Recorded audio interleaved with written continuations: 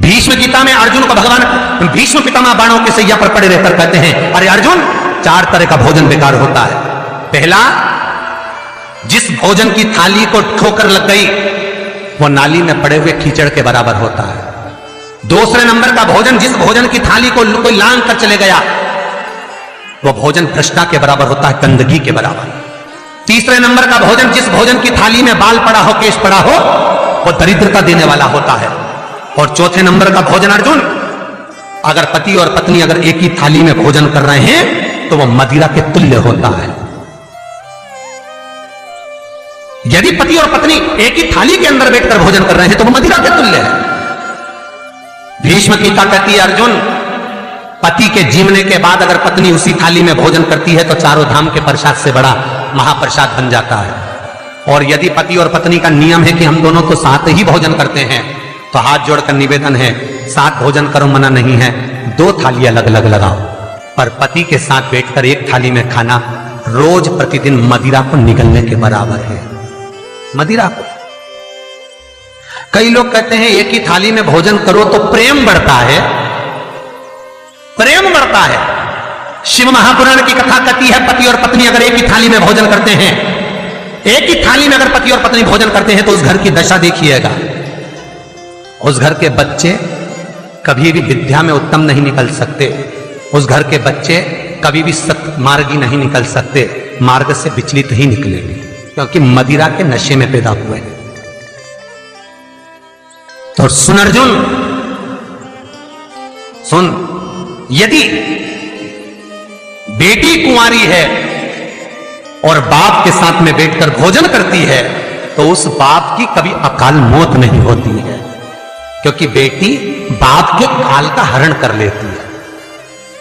बेटी कुंवारी है, बेटी की शादी हो जाए जब पहले वो पिता के साथ भोजन ना करे क्योंकि गोत्र बदल गया, पर बेटी जब तक कुंवारी है बाप के साथ बैठकर भोजन करेगी तो बाप के काल को हरण कर लेती है। ये उसी तरह जैसे एक गाय ब्याह गई हो और एक गाय कुंवारी हो। महाराज, ब्याही हुई गाय का गोबर से लीपने से ज्यादा फलदायी होता है कुंवारी गाय का गोबर से लीपना, वो ज्यादा फलदायी। बछिया के गोबर से लीपना, कुंवारी गाय के गोबर से जो ब्याही ना हो। कितना कितना शास्त्र प्रमाण देता है महाराज। कई लोग दुखी भी हो रहे होंगे आज हमारी कथा सुनकर कि भगवान गुरु जी आपने कह दिया कि एक थाली में भोजन मत करो और हम तो इतने साल से करते हुए आ रहे हैं और अलग अलग करेंगे और ऐसा और वैसा। कई लोग तो चैनल ही बंद। शिव महापुराण की कथा कहती है, यदि आप भगवान विष्णु के मंदिर गए हो, सत्यनारायण भगवान के मंदिर गए हो, राम मंदिर गए हो, कृष्ण मंदिर गए हो, दत्त मंदिर गए हो, किसी भी देवता के मंदिर में जाते हो, वहां का प्रसाद आप 15 दिन 20 दिन तक रख सकते हो, पर शंकर का प्रसाद रात भर नहीं रखाता। क्यों? क्योंकि शंकर का प्रसाद एक दोपहर संध्या तक आपका है, रात्रि को 9:15 तक शंकर का प्रसाद आपका है साहब। शंकर भगवान ने जब 12 की रचना करी थी, घड़ी की रचना भगवान शंकर ने करी, तिथि और समय की रचना भगवान शंकर ने करी। एक एक घड़ी, एक एक पल, एक एक तिथि, एक एक नक्षत्र, समय, पल, सबकी रचना शंकर करे। सबकी रचना इसीलिए तो शास्त्र कहता है ना, लिंग पुराण वर्णन करती है, नर्मदा पुराण कहती है, शिव महापुराण की कथा कहती है, जब व्यक्ति को कोई भारी रोग हो जाता है, कोई कैंसर जैसी बीमारी हो गई, कोई किडनी ही खराब हो गई, कोई लीवर ही बेकार हो गया, कोई बड़ी बीमारी हो गई, तो आप किसी ब्राह्मण से पूछेंगे कि पंडित जी हमको शंकर भगवान का अभिषेक करवाना है, कौन सा टाइम करवाना चाहिए? तो उसका भी समय शिव महापुराण निश्चित करती है, उसका भी समय हमारे लिंग पुराण निश्चित करती है, उसका भी समय नर्मदा पुराण निश्चित करती है। तो कुमार खंड के अंदर शिव महापुराण के वर्णन करा गया कि 9:15 रात्रि को कोई बीमार व्यक्ति का यदि उसके हाथ से अभिषेक प्रारंभ कराया जाए या उसके ही कुल का, उसके ही गोत्र का व्यक्ति शंकर का अभिषेक करता है और शंकर के नाम का स्मरण करता है, तो वो अभिषेक तो करे, साथ में जो मनोरथी है, यजमान है, वो महामृत्युंजय मंत्र का जाप करे। तो कहते हैं रोग समाप्ति की ओर आना प्रारंभ हो जाता है, रोग समाप्ति की ओर आना, रोग समाप्ति की ओर पहुंचना भगवान शंकर। कि पावन कथा कहती है, एक कलश के अंदर महाराज दूध ले लीजिए, उसमें काली तिल्ली डाल लीजिए, थोड़ा सा आंवला, सूखा आंवला बाजार में मिलता है, उसको डाल दीजिए। बाजार में अगर बीला मिल जाए, बीला का फल, बेलपत्री में जो फल लगते हैं, बीला का गुर्दा, बीले के अंदर का भाग, अगर बीला नहीं मिले तो बाजार में सूखा बीला मिलता है, उसको पानी में गला लो, गला कर उसको पीस लो, पीस कर उसका उपटन बना लो, पीस के उसको एक कटोरी में ले लो। उस उपटन को, जल के पात्र को, जो व्यक्ति घर में बीमार रहता हो या जिसको बुखार ज्यादा चढ़ रहा हो, उतर नहीं रहा हो, निमोनिया जैसी बीमारी हो, बड़ी से बड़ी बीमारी भी अगर आपको घेरी हुई है, तो आप अपने हृदय चित्त से स्पर्श कराकर, कोई पलंग पर पड़ा हो तो उसका हाथ का स्पर्श करा, जो स्वस्थ है उसके ऊपर से उतार कर भगवान शंकर को ले जाकर वो बीले का उपटन शिवलिंग पर लगा दे, और जो जल है वो शंकर जी को समर्पित करें।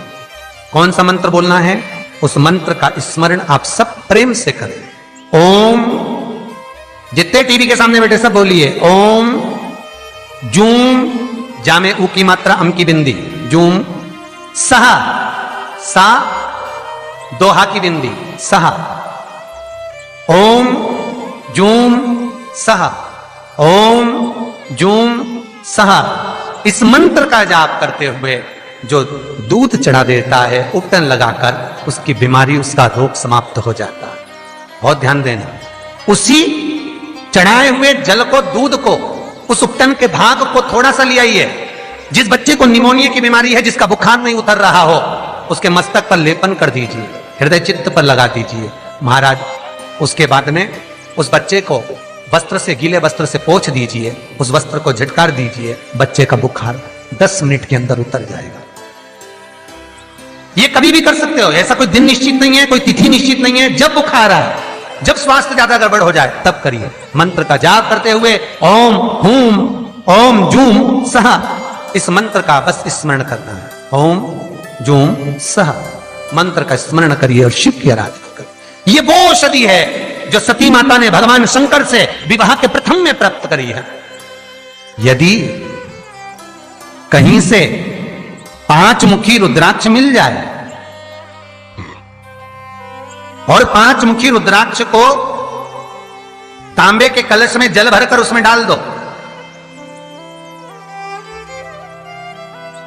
किसी चम्मच से उस रुद्राक्ष को निकाल लो आधे घंटे डालने के बाद, महाराज शमी का एक पत्ता, शमी पत्र, और शमी का एक पत्ता ले जाकर, शमी पत्र को ले जाकर शिवलिंग पर रखकर 5 मुखी रुद्राक्ष का जल अपनी कामना कर कर, अपनी मन की कामना कर कर, सोमवार के दिन जो व्यक्ति समर्पित कर देता है, उसकी मनोकामना भोलेनाथ 3 महीने में पूरी कर देते हैं। शमी पत्र समर्पित कर कर 5 मुखी रुद्राक्ष का जल, मनोकामना। और एक बहुत सुंदर बात वर्णन करूंगा। रुद्राक्ष को सिद्ध करने का तरीका है शंकर के शिवलिंग पर रखकर उसका अभिषेक करना और फिर उसको धारण करना। कई लोग पूछते हैं रुद्राक्ष पहनने का तरीका क्या है? शिव को समर्पित कर कर मंत्र का जाप, आपको मंत्र बताएं, उसका स्मरण कर कर फिर अभिषेक पूजन कर कर फिर धारण।